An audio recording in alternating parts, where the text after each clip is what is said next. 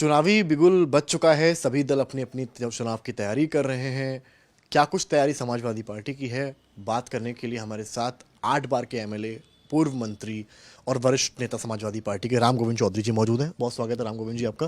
बहुत बहुत धन्यवाद। राम गोविंद जी, तमाम चर्चाएं चल रही हैं, चुनाव को लेकर तैयारी चल रही है। मंडल कमंडल एक बार फिर वापस आ गया है। बीजेपी कहीं ना कहीं कमंडल के जरिए राम मंदिर के जरिए आगे बढ़ेगी। आपका दल पीडीए यानी कि मंडल की राजनीति करते हुए आगे बढ़ रहा है। क्या स्थिति देख रहे हैं चुनाव में समाजवादी पार्टी की इस बार? नहीं, पीडीए के साथ बड़ा अन्याय सरकार कर रही है। बिना संविधान में बदलाव किए लगभग आरक्षण खत्म कर दिया है। इसलिए पीडीए दलित, पिछड़ा, आदिवासी, वनवासी, अगड़ा भी जो गरीब है, बेबस है, लाचार है, वो इस बात को समझ रहा है कि अगर इस बार सरकार सपा में आ गई भाजपा की तो संविधान को बदल देगी। क्योंकि जो उसका असली वास्तविक मदर संगठन है आरएसएस, उसका व्यू है मुसलमान, दलित और पिछड़े को पीछे करना। तो समाजवादी पार्टी पीडीए को साथ लेकर के भारतीय जनता पार्टी को उत्तर प्रदेश में हराने का काम करेगी। लेकिन बीजेपी लगातार ये कह रही है कि हम 80 में 80 जीतेंगे, और प्रधानमंत्री तो ये कह रहे हैं कि हम 2029 की नहीं 2047 की तैयारी कर रहे हैं। वो तो ईवीएम के माध्यम से कह रहे हैं, ईवीएम से हम जीतेंगे। और इस बार जनता इतना वोट देगी उनके खिलाफ कि उनकी ईवीएम में चोरी वाली मामला खत्म हो जाए। चुनाव आयोग तो ईवीएम को सही ठहरा रहा है। वो तो शायरी के जरिए कह रहा है कि जो चुनाव आयोग हारते हैं। मतलब चुनाव आयोग मतलब मोदी जी, मोदी जी मतलब चुनाव आयोग, सीबीआई मतलब मोदी जी, मोदी जी मतलब सीबीआई, ईडी मतलब मोदी जी माने ईडी। अच्छा, कई वरिष्ठ नेता हैं आपकी पार्टी के। कल भी एक बड़े नेता आपकी पार्टी से बीजेपी में शामिल हो गए। आप बहुत पुराने नेता हैं। मुलायम सिंह यादव के साथ आपने ज़मीन पर संघर्ष किया समाजवादी पार्टी के लिए। ये जो पार्टी छोड़कर जाने की फिलॉसफी चल रही है, अभी राज्यसभा में आपने देखा कि दर्जन भर विधायक की अलग वोट करके चले गए। मुख्य सचेतक मनोज पांडे ही अलग हो गए। क्या देख रहे हैं आप? क्या बदलाव पार्टी में हो रहा है? आखिर वजह क्या है कि चुनाव जब भी आता है तो इतना छिटकना शुरू हो जाता है? नहीं, मैं कह रहा हूँ कि जो डरे हुए हैं सीबीआई से, ईडी से, जांच एजेंसियों से, जो डरा हुआ है वो सब भाजपा की तरफ चला जाएगा और वहां जाके पवित्र हो जाएगा। पवित्र कैसे हो जाएगा? पवित्र हो जाएगा वहां। आप देखिए, एक उदाहरण मैं आपको देता हूँ। देश का प्रधानमंत्री ऐसा कभी नहीं हुआ जो स्टेट के मुख्यमंत्री प्रदेश के मंत्री के खिलाफ बोलता हो। आज तक इतिहास में ऐसा कोई प्रधानमंत्री नहीं हुआ। इन्होंने खुद भाषण दिया, प्रधानमंत्री जी ने, कि अजीत पवार 60,000 करोड़ के घोटाले में है, इनको जेल जाना पड़ेगा। और वही प्रधानमंत्री की पार्टी या प्रधानमंत्री उनको उप मुख्यमंत्री बना दी। इसलिए जितने दागी लोग हैं, 2 नंबर के लोग हैं, सब आज भाजपा में है। जो दूसरी पार्टियों में है वो भी चले जाएंगे। अच्छा, ये राहुल गांधी कल थे मुंबई में, जन सब सारे विपक्षी दल एक साथ आए थे। उन्होंने कहा कि हिंदू धर्म में एक शक्ति होता है और हमारी जंग शक्ति के ही खिलाफ है। अब बीजेपी इसको लेकर राहुल गांधी को आड़े हाथों ले रही है कि क्योंकि शक्ति जो है दुर्गा का स्वरूप है, और वो अपने बयान में कह रहे हैं कि हम शक्ति के ही खिलाफ हैं। देखिए, भारतीय जनता पार्टी एक अलग से हिंदू धर्म चला रही है और हम लोग सनातन धर्म को मानने वाले हिंदू हैं। भारतीय जनता पार्टी सनातन धर्म को मानने वाले हिंदू नहीं है। वो अपना हिंदू एक अलग से चला रही। मैं जैसे हिंदू महासभा, इसका कौन चुनाव किया?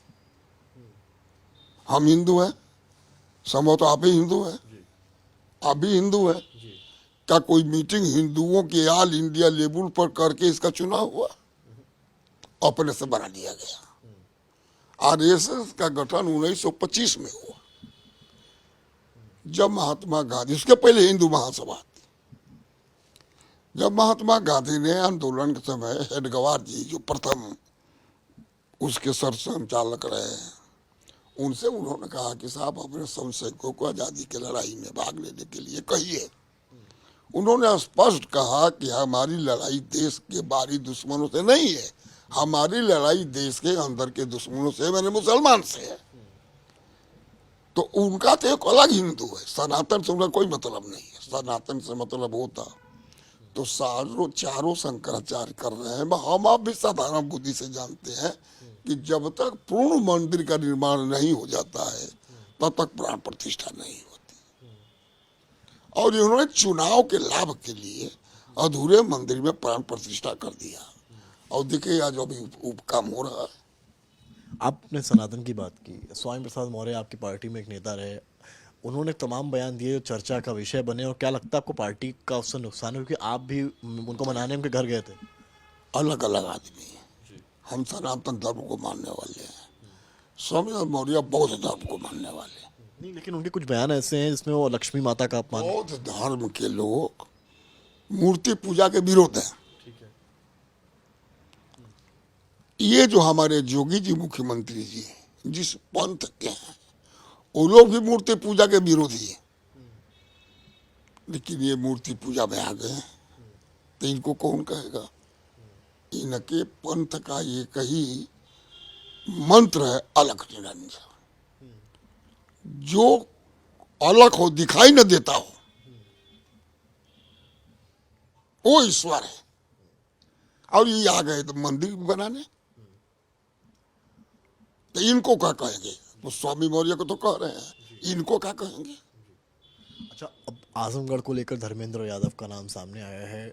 बीजेपी ये कह रही है कि अखिलेश यादव ने अपने परिवार के ही कैंडिडेट्स को टिकट दिए हैं ज़्यादातर। फिरोजाबाद हो गया, बदायूं हो गया, ये आपका कन्नौज होगा, अखिलेश अगर वहाँ से लड़ेंगे, डिम्पल यादव मैनपुरी से हैं।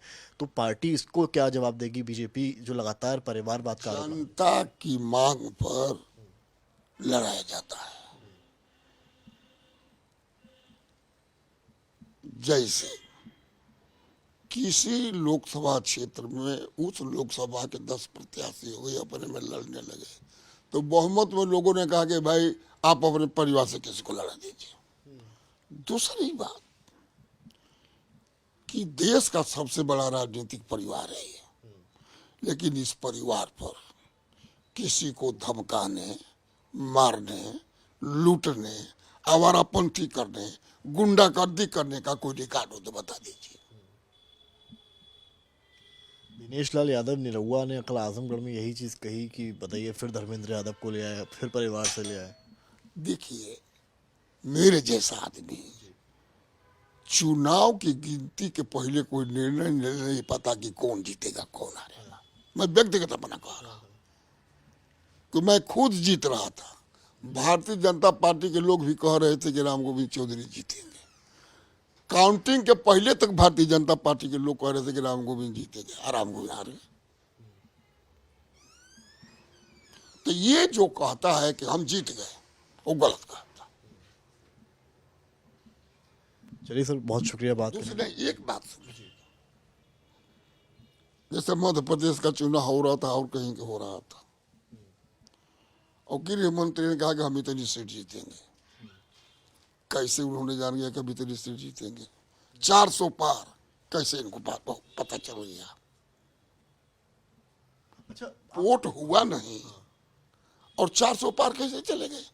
कैसे इनको जानकारी हो गई? इसलिए कि इन्होंने ईवीएम में जो गलत करने की इनकी परंपरा है उससे इन लोग गिनते हैं, लेकिन इस बार ईवीएम को लोग तोड़ देंगे वोट देते देते। मायावती की भूमिका आप कैसे देख रहे हैं? अभी जितनी सीट्स अनाउंस हुई है उसमें मैक्सिमम वो मुस्लिम कैंडिडेट्स उतार रही हैं। आपको लगता है कि आपका वोट कटेगा इंडिया अलायंस में? हमारा वोट एक नहीं कटेगा, हमारा वोट बढ़ेगा इस बार। क्योंकि गुड्डू जमाली पिछली बार आजमगढ़ से खड़े हुए और वोट कटा था, और इस बार भी शायद मायावती वही स्ट्रैटेजी अपनाती नजर आ रही है, जिससे कहीं ना कहीं फायदा शायद बीजेपी को हो सकता है। पूरा देश की पॉलिटिकल पार्टियां दो धुरी में है, इंडिया और इंडिया। मायावती जी की वो अलग है। अभी भारतीय जनता पार्टी के एक एमएलए, अरे बसपा के एक एमएलए, और राज्यसभा के चुनाव में उन्होंने वोट दे दिया भाजपा को। और ठीक उसके दूसरे दिन मायावती जी के भतीजे को वायु श्रेणी की सुरक्षा मिल गई। तो जो दो धुरी में देश बटा हुआ है आर पार की लड़ाई के लिए, तो मायावती जी अलग क्यों है? इस बात को अब क्यों नहीं समझ रहे? क्यों अलग है? अब आप बताइए कि क्यों अलग है? मेरा काम सवाल पूछ। वो दोनों इधर उधर रहना चाहिए ना। तो वही ईडी या सीबीआई के डर से और विपक्ष को हरावे, भाजपा की मदद हो, इसलिए वो गठबंधन में नहीं। चलिए, मेरा एक आखिरी सवाल आपसे। मुस्लिम वोटर की बड़ी भूमिका यूपी में रहने वाली है 80 लोकसभा सीटों में। 19% अबव वोटर मुस्लिम है, और एक बीजेपी जिस तरह से पासमानदा मुसलमान, मोदी भाईजान, तमाम जो इनिशिएटिव्स लाई है, आपको लगता है कि मुस्लिम वोट क्या बीजेपी में शिफ्ट हो सकता है? और अगर नहीं होगा तो समाजवादी पार्टी और कांग्रेस में कैसे जाएगा? अगर मुस्लिम का वोट ही बीजेपी में जाएगा तो फिर बीजेपी और मुस्लिम में मतलब बेकार आ जाएगा। उसका तो गठने मुसलमान के खिलाफ हुआ है। सीएए लागू हो गया और ये आया कि जो हिंदू, चाहे जैन हो, बौद्ध हो, हिंदू हो, जो माइग्रेट करके आया है उसको हम नागरिकता देंगे। मुसलमान को उसमें से क्यों निकाल दिया गया? वोट जब देने आप जाते हैं तो आप जानते हैं कि मैं किसको दे रहा, नहीं तो अगर ईश्वर सही है तो ईश्वर जानता है। मुसलमान जाएगा उत्तर प्रदेश में, गठबंधन के प्रत्याशी को वोट देगा, वो चाहे मोदी जी की जय बोलता हो, चाहे शाह जी का जय बोलता हो। पिछड़ा, दलित, आदिवासी, वनवासी बहुमत में भाजपा के खिलाफ वोट देंगे। चलिए, बहुत बहुत शुक्रिया बात करने के लिए, समय देने के लिए। तो ये थे हमारे साथ राम गोविंद चौधरी, वरिष्ठ नेता समाजवादी पार्टी का। उनका साफ कहना है कि लहर इस बार इंडिया अलायंस की है, और चाहे पीडीए हो, चाहे कोई तबका हो, वो वोट इंडिया अलायंस को ही देगा। कैमरामैन संजय के साथ समर्थ श्रीवास्तव, लखनऊ, आज तक।